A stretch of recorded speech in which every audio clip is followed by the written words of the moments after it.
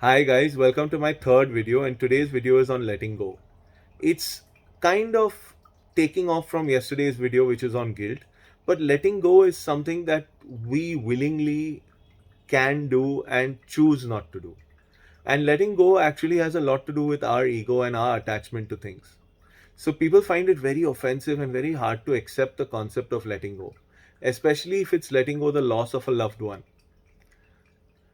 I'll come to that. What do we do in the case of letting go of a lost of in the case of a loss of a loved one? But let me give you some examples from my life which I found very difficult to let go. The first dog I ever had was being put to sleep, and I was with him till the very last minute before they euthanized him because they said he would get fits and die a very painful death if we did not euthanize him.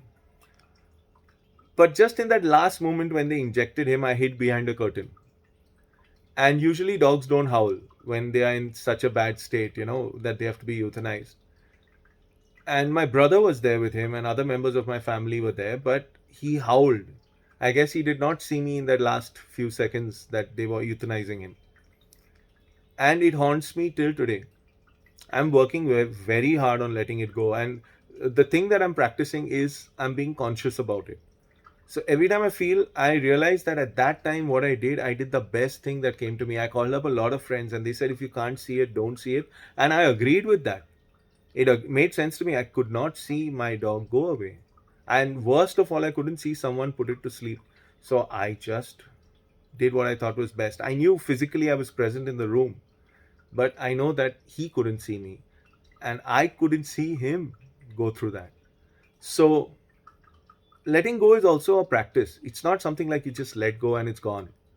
It's a practice. So every time you relive that feelings and relive those moments, instead of carrying them with you, you tell yourself the things and remind yourself the things that will help you let go. So I tell myself that moment what you did was right. That moment you could not see him go.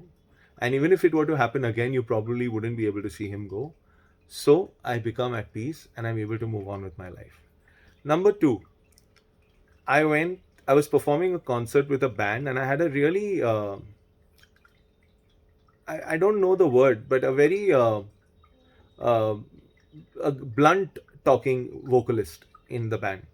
And he tell me really bad, like I was the guitarist of my band, and he'd always get his friend along who he thought was definitely a better guitarist than me. And he'd always say, I'm so fortunate that I'm playing with the best guitarist in the room. And he always meant his friend, he didn't mean me. One day the same guy tells me, dude, you're so lucky to have a beautiful wife. How did you get someone like her? She's so much better than you. And I had convinced myself that I'm beautiful too, and I thought we made a good couple. But when he said something like that, it shook me to the core, especially because I was going to step on stage with him the very next minute and perform a concert or a competition. I don't remember exactly.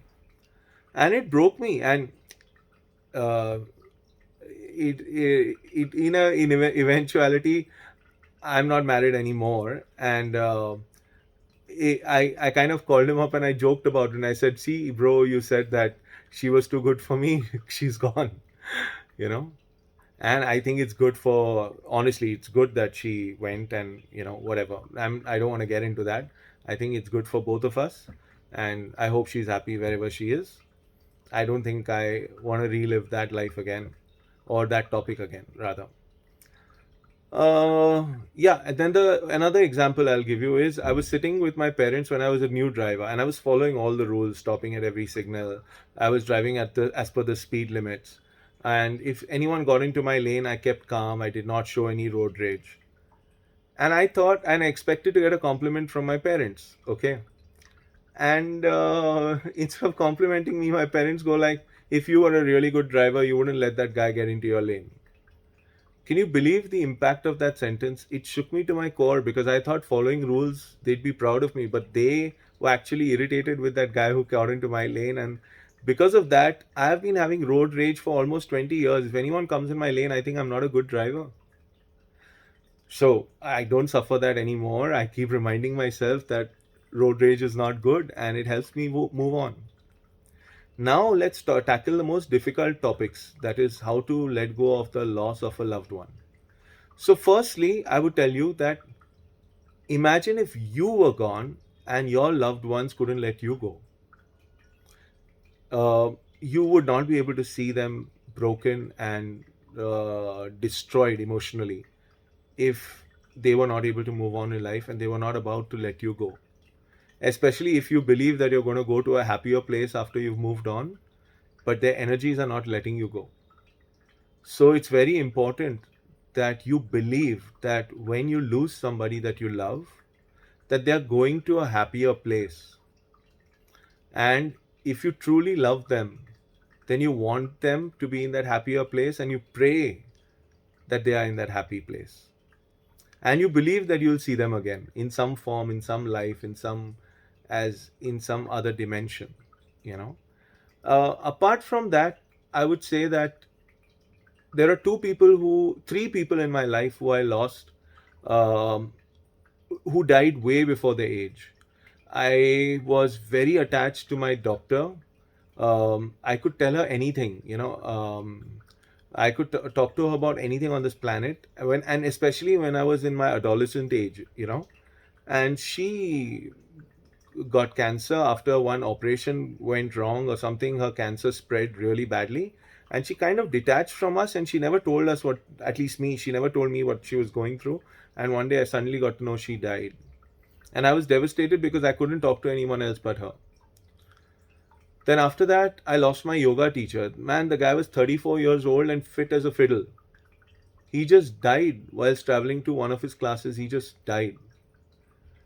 I was about to make friends with a very good guitar player who I used to work with, and he died in a car crash on the first holiday he got of his first job. And yeah, and then obviously when I was in college once, there was a girl who we just used to say hi, hello, and she was crossing the railway tracks and she got hit by a train. And all these sudden deaths really shook me to the core because, you know, anticipating when someone is going to die when they are old and all is still, you can train yourself to accept it. But to have these sudden losses of people who are your life support system can be very devastating. And for almost 3 to 4 years of my life, I was so depressed and so scared that I thought any minute, even I'm going to die. So I was not able to let go. And all these deaths happened one after the other. They happened really fast.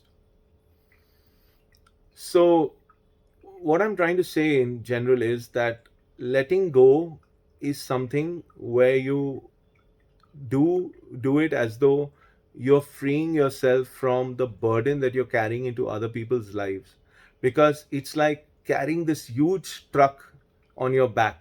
You know how those muscle men carry these huge trucks.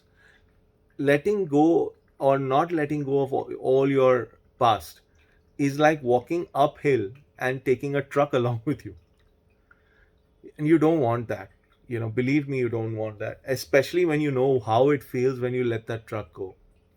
And letting go again is not about just snapping ties or snapping ropes. It's a conscious effort where you remind yourself that what you did and what you could have done was the best at that point in time. And even if you relive that moment again, there was really nothing more you would be able to do unless there was some miracle. So move on with your life and don't carry your baggage into all the new spheres of your life. Otherwise, you will, in trying to run away from the room whose color you don't like, you'll carry that color with you and color all the other rooms that you enter with the same color. So that's why letting go is important. Letting go is not important for someone else. Letting go is important for yourself and your well being. And you will see the difference. So, like I said, I am practicing the same thing and I just want to put it in words. Yes, this is a long video, it's almost 9.5, 10 minutes. But what's 10 minutes of your life if it's just going to reinforce a belief system that's going to heal you, right? So, sending you a lot of love, guys. Learn to let go.